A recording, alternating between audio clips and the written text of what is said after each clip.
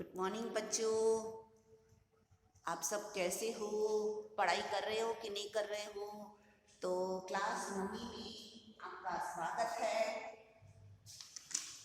हमने कल से नया लेसन शुरू किया था, 14वां लेसन प्राकृतिक संपदा। उसके बारे में हमने बहुत कुछ पढ़ा।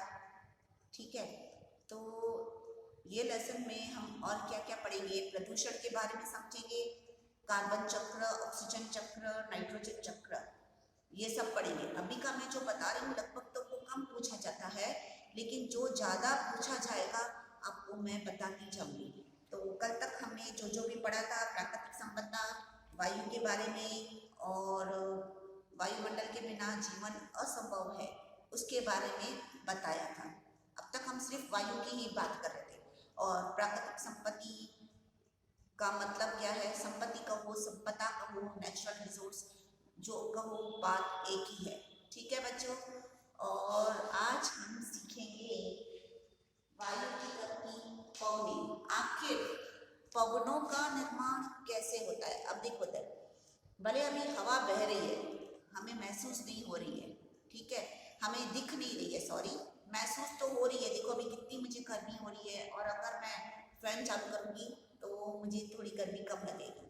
ठीक है, तो उसी तरह से आखिर ये पूरी प्रकृति में ये कभी हवा ज़्यादा लगती है, कभी हवा कम लगती है, कभी तेज हवा लगती है, कभी तूफान लगता है कि नहीं लगता है बच्चों? अभी आप इतनी गर्मी से पीड़ित हो, तो बारिश पड़ रही है कि नहीं पड़ रही है? तो कभी कभी तेज हवाएं चलती हैं, कभी कम तेज हवाएं चलती है। तो आखिर इन सब के पीछे किसका कारण है? ऐसा बच्चों क्यों होता है? तो आपको मैं बता दी हूँ, वायु की गति होगी। तो वायु की गति के कारण, वायु की गति की वजह से कभी तूफान होता है, कभी कम हवा चलती है, कभी ज़्यादा हवा चलती है। उनकी वजह से, मतलब वायु गति करती रहती है, एक स्थान पर रुकती नहीं है। वायु की गति की वजह से ही समीर, पवनों, तूफान को हम अनुभव करते हैं।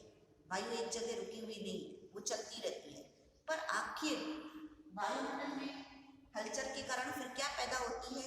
पवनें पैदा होती हैं। क्या पैदा होती हैं? पवन पैदा होती है। तो आपको पूछा जाता है कि पवन का निर्माण मुख्यतः किसकी वजह से होता है? तो आप कहोगे कि वायुमंडल में हवा के बहने की वजह से। पर हवा कभी ज़्यादा बहती है, कभी तेजी से बहती है, कभी कम तेजी से बहती है।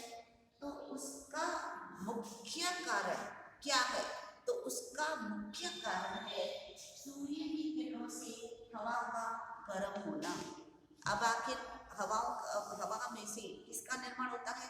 पवन का निर्माण होता है। पर आखिर पवन का निर्माण किसकी वजह से होता है? सूर्य की गर्मी की वजह से। बच्चों, किसकी वजह से होता है? सूर्य की गर्मी की वजह से। ठीक है, तो दिन के समय जमीन के ऊपर की वायु तेजी से गर्म होती है। अब आप अगर दोपहर को देखो, कपड़े सूख रहे हैं, एक बाल्टी आप अपने आंगन में पानी की भर के रखो और जमीन देखो, तो दोनों में से जल्दी गर्म कौन होगा? पानी गर्म होगा कि जमीन गर्म होगी? तो दोनों में से जो जल्दी से गर्म होगा वो बताओ। तो उन दोनों में से जो जल्दी से गर्म होता है वो है जमीन यानी स्थल। तो अगर हम समुद्र के किनारे जाते हैं कि नहीं जाते हैं? पिकनिक करने जाते हो ना बच्चों, सी बीच पे, ठीक है, तो जो समुद्र का पानी है और वो जमीन है, उन दोनों में से ज़्यादा गर्म कौन होता है? तो उन दोनों में से जो ज़्यादा गर्म है, वो ज़्यादा गर्म कौन है? ज़मीन। कौन होगी? ज़मीन। वो तटीय प्रदेश जिस पे आप चलना चाहते हो, तो वो तेजी से गर्म होता है। तो उसके गर्म होने की वजह से उसके आसपास की जो हवा है वो ज़्यादा गर्म होगी। किसकी तुलना में? जो समुद्र के ऊपर की हवा है उसकी तुलना में। ठीक है, तो जो जमीन है उसके ऊपर की जो हवा है, तो वहां पर किसका निर्माण होता है?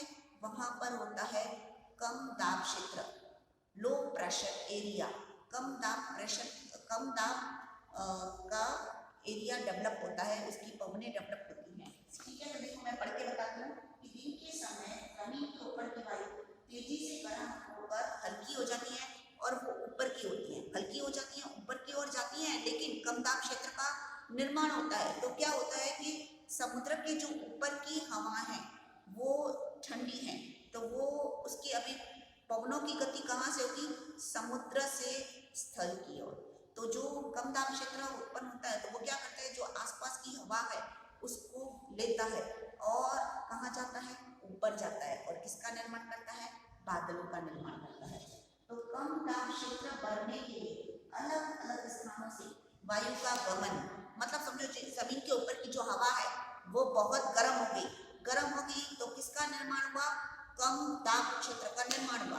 पर जो समुद्र के ऊपर की जो हवा थी वहां पर वो इतनी गर्म नहीं है, तो वहां पर ठंडी है, तो वो हवा मिलेगी, आसपास की दूसरी हवाएं मिलेंगी और उसकी वजह से ऊपर उठेगी ये हवा और किसका निर्माण होगा, पवनों का निर्माण होगा।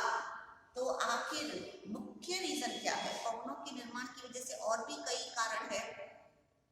दूसरा कारण है कि पृथ्वी की गति की वजह से, पर्वतों की वजह से, पर मुख्यतः यही कारण है कि कौन सा कारण, ये वाला एग्जाम में पहला पूछा जाता है, वायुमंडल में असमान रूप से गर्म होने के कारण, वायु का गर्म होना, असमान का मतलब यहाँ पर क्या, असमान का मतलब यहाँ पर अगर मैं जमीन के ऊपर की हवा है वो ज्यादा गर्म है कंपेयर किसकी तुलना में, समुद्र के ऊपर की हवा में, तो ये क्या हो गया, वायु की जो कम दाब क्षेत्र का निर्माण होता है। तो ये किसकी वजह से हुआ, क्योंकि असमान रूप से गर्म हुआ, एक ज्यादा गर्म है और एक ज्यादा ठंडा है, मतलब किसकी तुलना में जमीन के ऊपर की हवा ज्यादा गर्म है और समुद्र के ऊपर की हवा ठंडी है, ठीक है।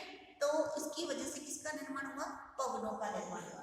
ठीक उसी तरह से जब रात होती है तो हम कह सकते हैं कि दिन में हवा की दिशा कहाँ से होती है, समुद्र से स्थल की ओर होती है, ठीक है। लेकिन जब रात होती है तो भी पता है बच्चों क्या होता है, तो भी दोनों में से ठंडा कौन होता है ज्यादा, दोनों में से ठंडा पानी नहीं होता है, ठंडी जमीन होती है।